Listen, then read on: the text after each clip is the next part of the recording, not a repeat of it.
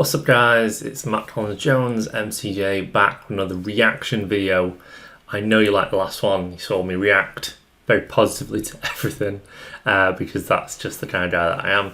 I am back with another video this time and I'm doing the reactions to the Wave 1 2022 Dynamics 365 release notes. So previously we did the Power Platform release notes and now we're going to do the Dynamics 365 ones. If you don't know, the Dynamics 365 release notes cover all the first party applications. So this is Dynamics Sales, Marketing, Customer Service, Field Service, as well as Business Central, F&O, Remote Assist, Customer Voice, all these sorts of things. And I've picked out my top 5 different features that I really like in this video. I'm also going to talk about an honourable mention and also talk about the release notes in general. So let's jump into it. I've tried to pick a few from across the board. I don't really do like F&O very much, or at all, even. I don't know why I said very much. So we're trying to focus on more of the CE apps. So first up we have this one. This is a marketing feature that is coming. It is increased engagement using AI-powered optimization to reach each customer on the best channel based on their customer attributes. So the idea for marketing is that you are constantly in contact with different customers. You're sending text messages, you're sending emails, you're sending letters, you're sending, like phone notifications and things like that. And what this does is this takes out some of that guesswork. So what it does is it tracks the customer and how they interact with you via your marketing. If it realizes that they're solely opening emails and clicking on links in emails, it'll default to emails. If it realizes that it's opening phone notifications or replying to SMS messages, it's going to switch onto that track. So it takes the guesswork out of it. It means that marketing managers don't need to worry about the best way to market to someone. The platform is going to understand the best methodology to market to someone and do it automatically. That's awesome. That's really next level marketing stuff. So this is one of my top picks for Wave 1 2022. Moving on. Effortlessly log information using the mobile phone camera. So this is Dynamics 365 Sales and this is the mobile application. So this is the mobile app and this is the idea that people are going to meetings, they're writing handwritten notes down because some people still do that. I don't know why. I think they just like that. I'm better at typing than I am at writing. And what this will allow you to do is use your phone to take a picture of those handwritten notes and it'll extrapolate that data using cognitive services and AI and optical character recognition to understand what that written note is and then allow you to digitize it and put it straight into your Dynamics 365 sales system. This reduces a lot of the overhead that salespeople might have where they're taking handwritten notes and then they have to put them in a system so that they can log them. They can log them when they get back to the office.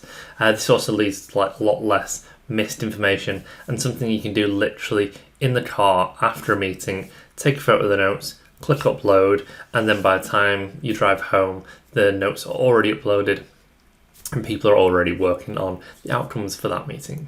So I think that's great. There's also in here some improved experience for business card readers as well, some more languages and some better user experience. That's really good. I used the business card reader quite a while ago. It was generally okay. It did struggle with certain things, but it's great to see that they're still investing in that model because business cards are still something that people hand out in 2022 apparently.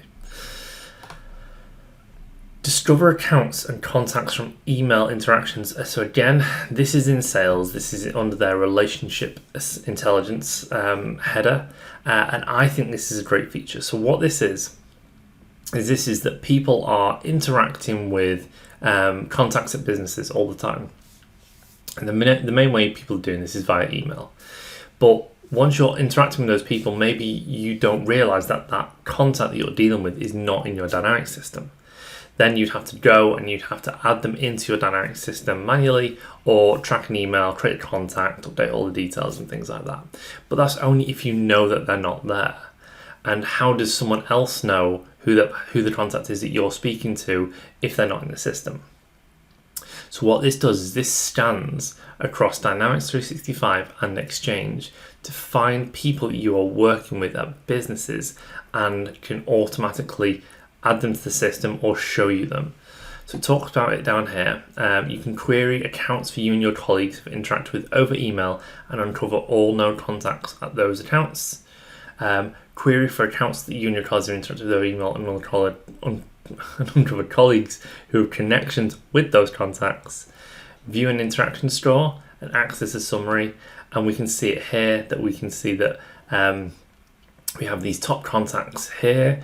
We can see a score to see who has been interacting with the most. So 99% here is Taylor Lewis. So that's probably a great person to have a contact. We can see who the last interaction was with, and that was Taylor Lewis.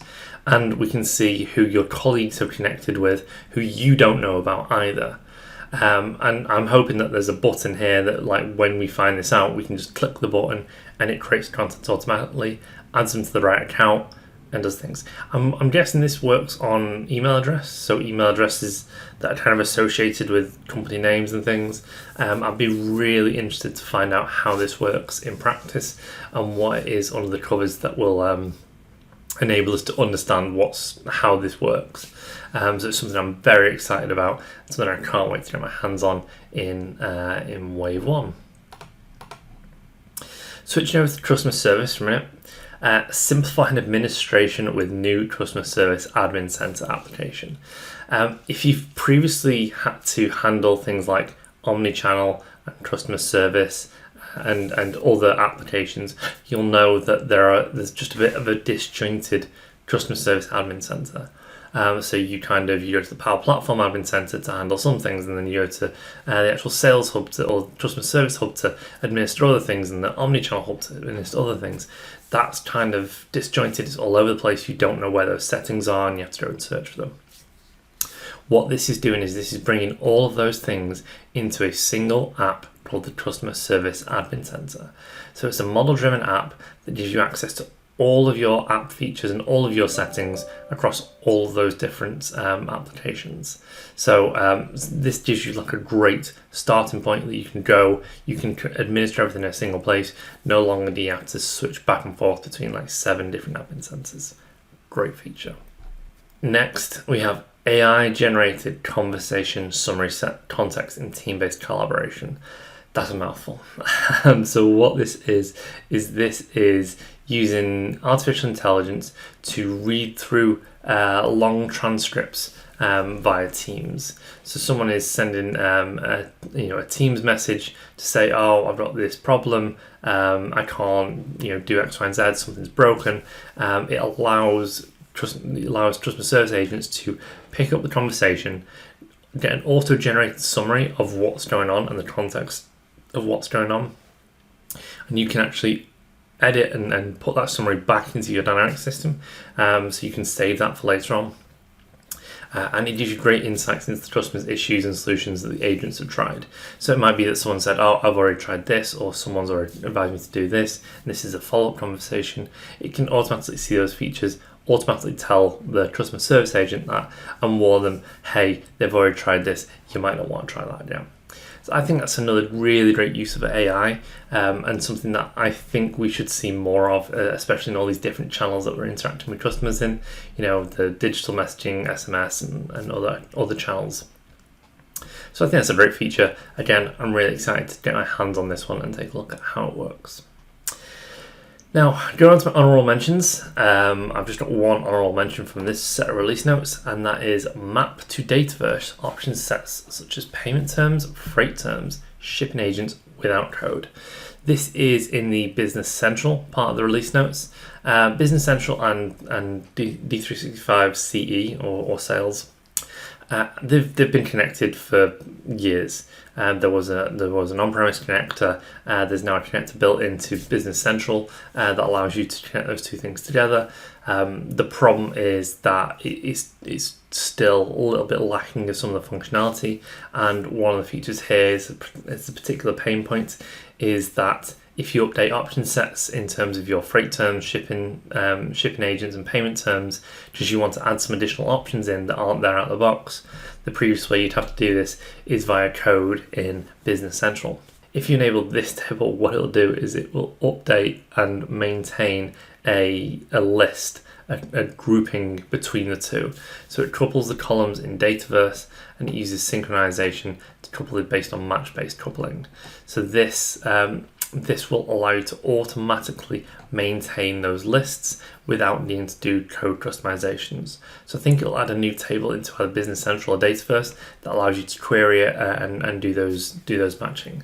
So again, I like how you handle things in Dataverse today. Option sets are in fact another table inside a Dataverse, or choices are another table inside a Dataverse, and all choices link to that table, and that's how it works in Dataverse. So that's my honourable mention. There are a few other things in here. There are a few things that I think are kind of missing from these release notes, to be very honest. I would have liked to have seen more stuff around field service. There's some Windows 10 updates for the field service mobile app, but not much else. And a lot of the options and features, they just don't really excite me. They kind of seem like they're just things that should be there already, or there's a lot of investment in the reporting and the insights, and that's great for data people, but I'm a kind of a feature person, so again, probably great for customers. I just want to be excited by seeing all those great AI features and things like that, and the focus there is more on data. That's just a personal preference for me. But as always, Microsoft is doing a great job with all these release notes, all these features that they're bringing to all these platforms twice yearly. And it's really great to see Microsoft continuing to invest in these first-party applications in a world of model-driven apps and custom apps and things like that. So those are my top picks. That's my reaction to these release notes. What do you guys think? Let me know in the comments down below. What is your favorite feature from these release notes? What are you most looking forward to? What can you not wait to get your hands on? And everything else. If you wouldn't mind liking, sharing, and all those other things that you usually do, hit the subscribe button, hit the bell, all that, and I'll see you next time.